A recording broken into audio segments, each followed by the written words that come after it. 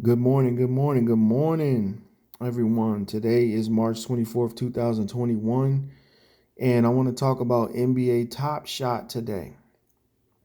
NBA Top Shot was something that I was very interested in, very excited about because it is NFTs, which are non-fungible tokens, gives the common person the ability to own some online real estate, some online tokens, some IDs, that you have a unique ID for. You own it. You can control the sale of this particular intellectual property. NBA Top Shot is licensed by the NBA, and they sell moments they're called moments. They're short video clips of highlights by players.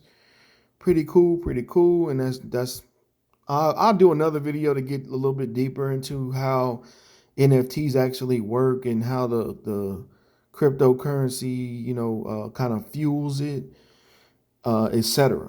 But let's just hop into what I did and how I got, it's kind of an experiment. It's kind of, getting my feet wet into the NFT field of investing as an early, well, kind of been out for a few months now, but we're still kind of early. We're in the beta stages of the NBA Top Shot. So, and it's the second edition cards that are being released.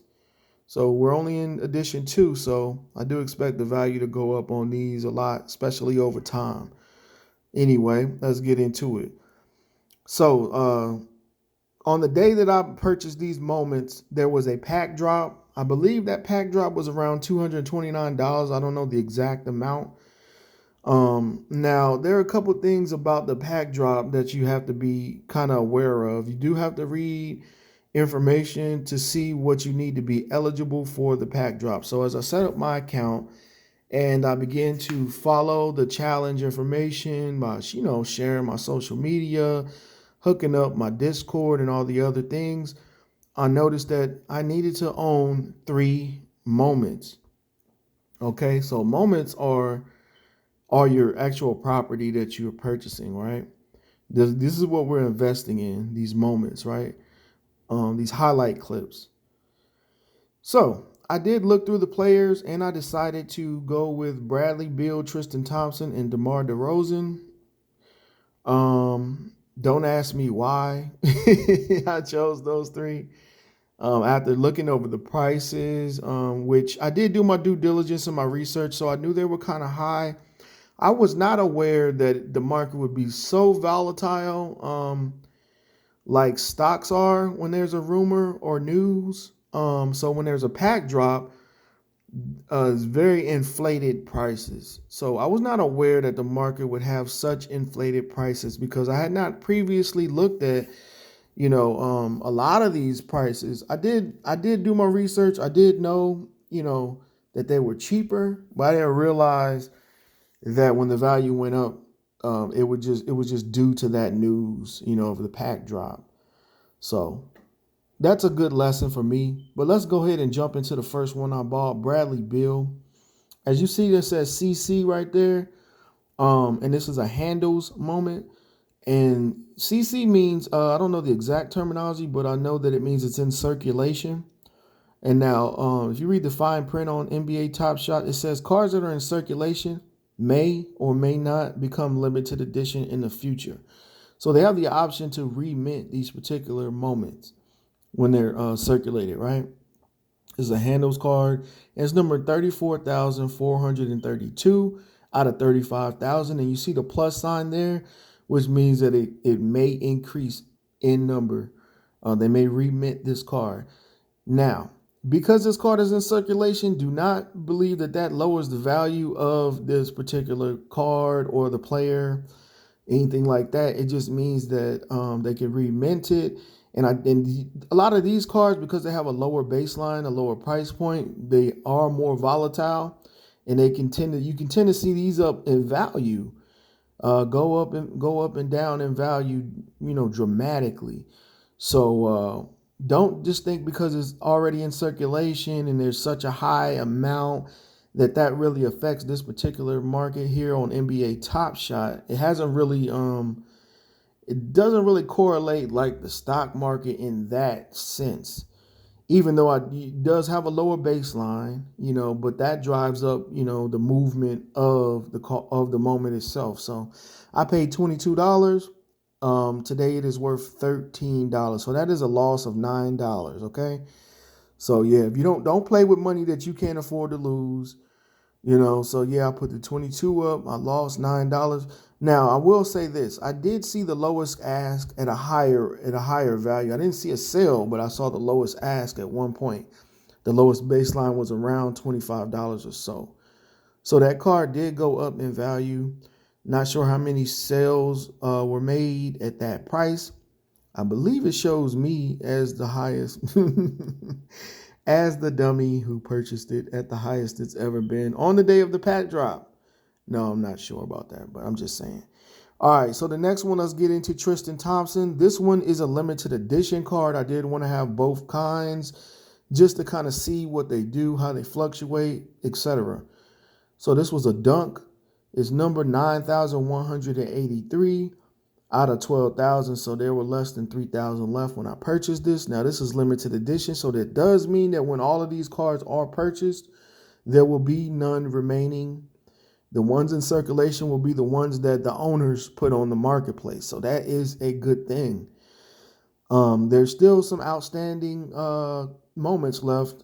So therefore, the value will always change, go up and down. They could go down because there's some left. And, people aren't selling them, so they're lowering their price.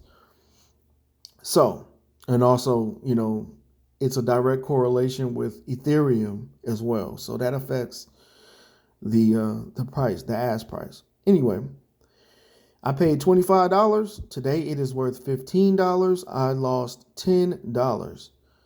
So far I lost $19 on my total investment. All right.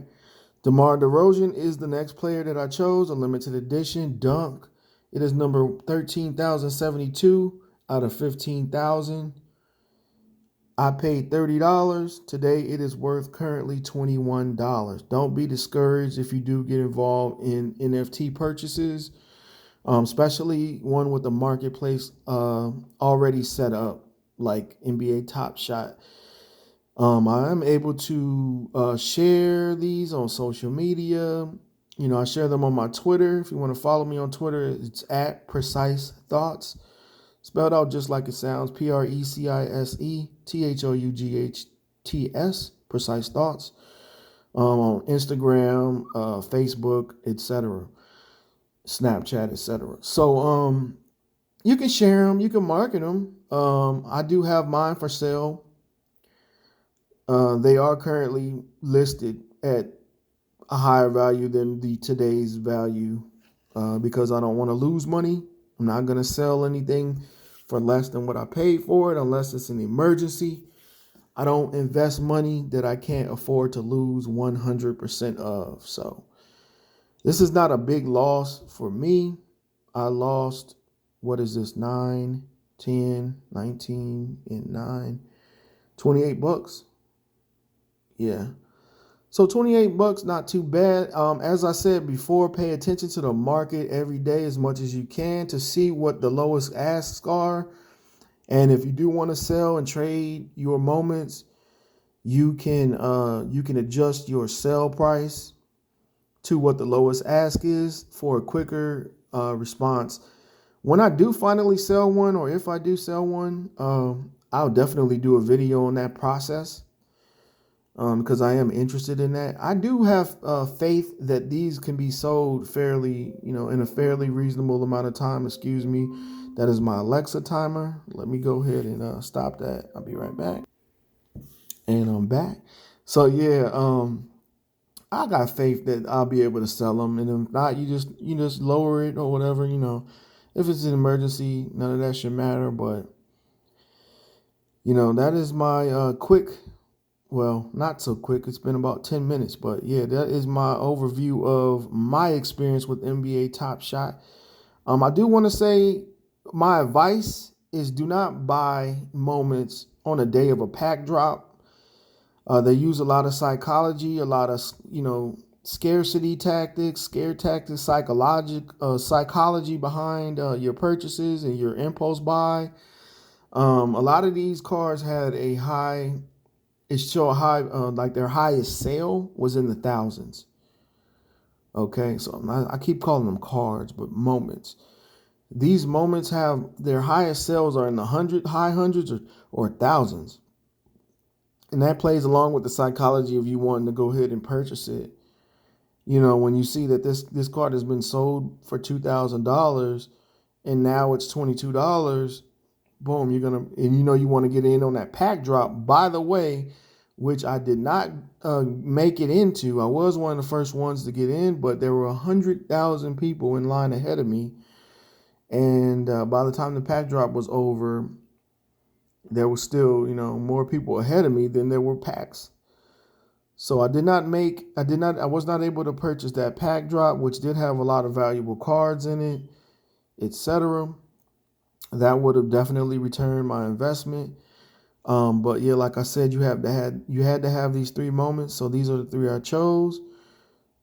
They were, unfortunately inflated, very inflated. So just try to pick your moments, try to wait when you buy your packs. When you buy your moments, try to wait and see what the best time is. Try to analyze the fluctuations, etc. You might want to know a little bit about Ethereum. But yeah, basically just look at where the cards are, where they were, etc. Try to get it at the lowest, not the highest like me. We don't buy high and sell low. We buy low and sell high over here. So, but yeah, I'm gonna continue my NBA Top Shot journey, and I'll be purchasing more moments, and I'll be building my roster, and I'll be building my intellectual property. And this is still investing, even though I lost a little bit of money. That's what happens when you invest. Don't let that discourage you. Keep going. But I will say this. If you got to save money to invest, do it. But don't invest one penny over what you can afford to invest. Okay, that's very important. So it's your boy Precise Thoughts, and I'm out, man. I hope you guys have a great day.